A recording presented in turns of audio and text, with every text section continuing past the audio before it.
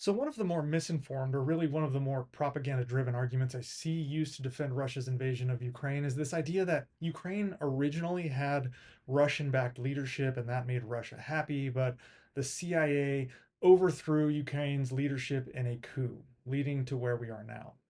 I want to be very clear. There was no US-backed coup in 2014. There didn't need to be.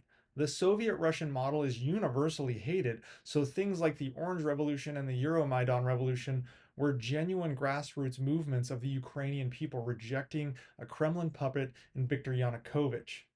The narrative of a Western orchestrated coup is a Russian disinformation tactic used to justify its military aggression. And this isn't a one time event. What happened in Ukraine is not unique, it's actually a pattern. Three former Soviet republics and 11 former Warsaw Pact countries sprinted away from Russia towards NATO and the European Union, not because they were forced to, but because they wanted to escape the grip of Russian imperialism. They did so through referendums, elections, mass protests, and uprisings, not at gunpoint.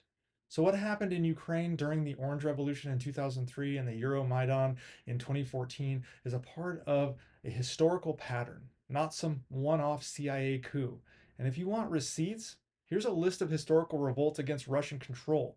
At least 9 former Soviet countries had to literally fight to free themselves from Soviet or Russian control. 1953, East Germany, the mass workers' uprising crushed by Soviet tanks. 1956, Hungarian Revolution that was brutally suppressed by Soviet troops. 1968, Czechoslovakia, the Prague Spring, which was crushed by Warsaw Pact troops led by Russia.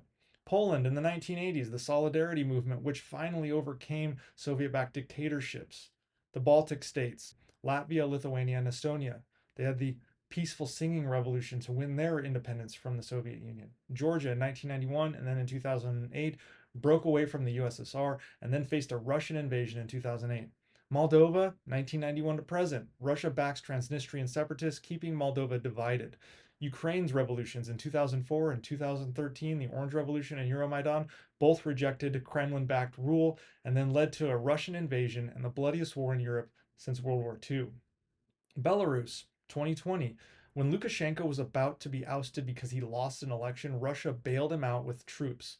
So this isn't a coincidence. It's clockwork. Whenever a former Soviet state moves towards democracy, European Union integration, or NATO membership, Russia uses force to keep them in its grip. So let's look at who is really threatening whom when it comes to the West versus Russia.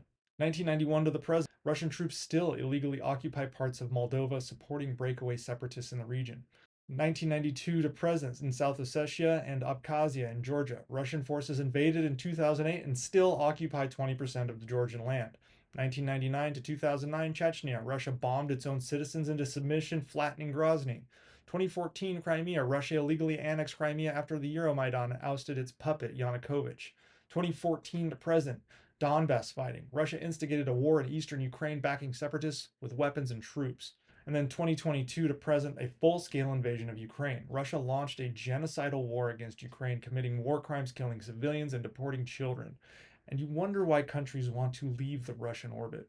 So the United States doesn't need to use the CIA to create a coup in Ukraine or any of these other countries. Russia's own policies do a better job of driving their former satellite states into the arms of the West, far better than any CIA-backed coup could ever dream.